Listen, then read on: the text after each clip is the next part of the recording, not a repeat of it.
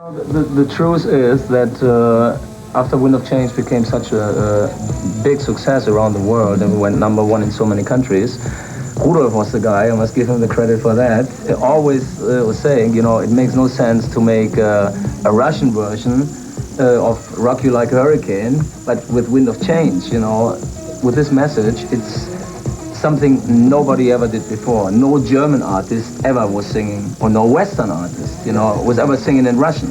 With this song, it's something very special, and especially because of the history between Germany and Russia. This is something very special and unique, you know, and I tried, and the first time when I went to the studio to do a Russian version, I gave up, you know, and instead I did a Spanish version. Who translated that? I had a Spanish guy. I mean, actually we had people at Berlin School, you know, they did a very lyrical kind of translation for the song, and then I had a Spanish coach in the studio with me working on my language, you know, and it was really like a new challenge, you know. I never did this before. I don't speak Spanish, you know, and I was quite into that, and everybody liked it very much, and I think it was in many countries, even the Spanish version became #1 song, you know. And after doing that, I tried again to go back to the first idea to do a Russian version, and it worked out pretty good. Work it out. Yeah, and you know, in the end, Mikhail Gorbachev heard, I think, the Russian version, and he invited the band into the Kremlin at the end of '91, just a couple of days before he resigned from power.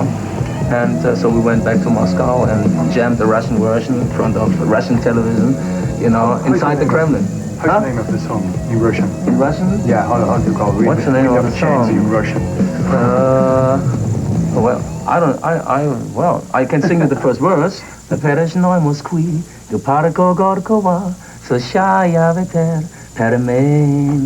What about that concert in Berlin, The Wall? We were mixing Crazy World, right? Yeah, right. It's been amazing. I mean, we were very proud to be part of this event. How do you remember the concert in Rock in Rio? Was it good? It was amazing. A good production as well. I remember those lifts. We was surprised because when we got the offer to play there, we wasn't sure to go because everybody was warning us, South America, dangerous, you don't get your equipment out. Yeah, that's no. We said, okay, no question, we go. And we were so surprised of the organization, you know, it was so perfect done, the whole place, you know, with all this different kind of McDonald's stuff and this, you know, was great done, all the organization, perfect, hotels, everything. It was a very good memory. Matthias actually had a special guitar, which was shaped like Brazil. Mm-hmm.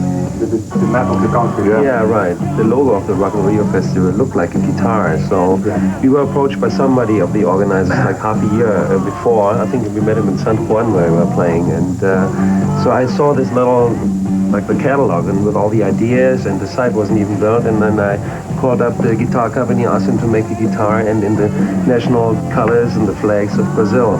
What about ballads? Do you think that ballads help it to be played on the radio and to We never thought about it, actually. We never really thought about it.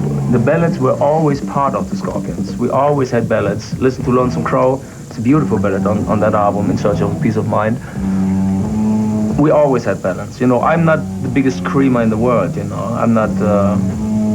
I like people like Rob Halford, you know, and for what they're doing, you know, but I'm not this kind of singer, you know. So I always enjoyed doing the Rock You Like a Hurricanes and Another Piece of Meat and all that stuff, you know, because I can do it and I enjoy doing it, but at the same time, with my voice, I enjoy very much to do the ballads as well.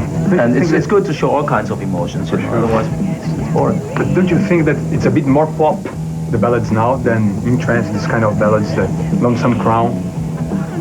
Aren't them? It's maybe more... That's what they pick up the radio. That's when you put an album out, the radio goes to all the songs, they go, where are the ballads, and that's what they play. Because most program directors don't get the allowance to play hard stuff on the radio station, you know. That's so usually, I mean, we have more of the harder stuff on our albums than ballads, but the radio usually picks up the ballads. But also when you talk about ballads, I mean, as a composer, you try to write, you try to grow up as a composer. And when you grow up as a composer and you're giving songs a special kind of feel, kind of setup, you becoming very close to pop. No question about this, because when you're going perfect, and that's what rock audience don't want to have. They want a kind of rough kind of thing, you know, and when you start writing good hooks and stuff like this, you're already becoming, in a way, in a direction of pop. No question about this. But what we tried always when we do ballads, we try to catch up with the rock rough edge tour. But how do you do to get the set list? To make the set list? To choose the songs? Do you usually take the last album and then you pick some songs here and there? How do you do? You mean for the live show? Yeah, for the live show. There are songs, of course, we try to play new songs from the new album because to us they are new and therefore they feel like very fresh. And also we want to introduce the new album, but overall we are taking the songs that feel best live for us, and some of them we've been playing like in every show since ever the song came out, like Holiday is one of those songs. You know, we must have played this song 1,000 times and it's still fun to play it on stage.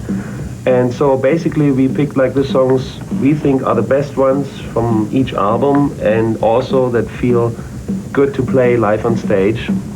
And this time we even go back to the times of the mid-70s, so we play like In Trance again all of a sudden, you know, for some of the people who know the very first albums.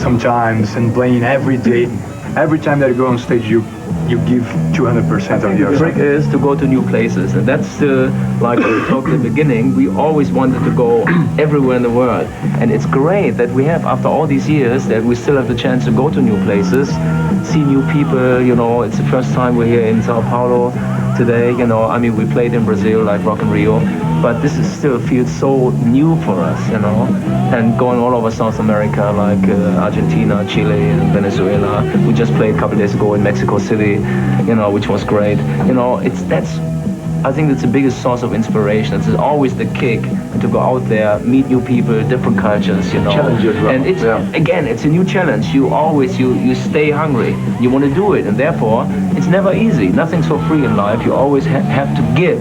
Last question. In 23 years playing, you saw a lot of bands coming and going. Which was the biggest surprise that doesn't work? That you saw that band that you used to sing, oh, this is a good band, and didn't work? Many bands, you know, especially in Germany, there's a lot of talent. There are many bands out there, you know, who I think they could make it. But unfortunately, many of the young bands, they are too happy, or they are satisfied with what they achieve with their career too early, you know, or they concentrate too much on big deals, they concentrate too much on MTV, on videos, you know.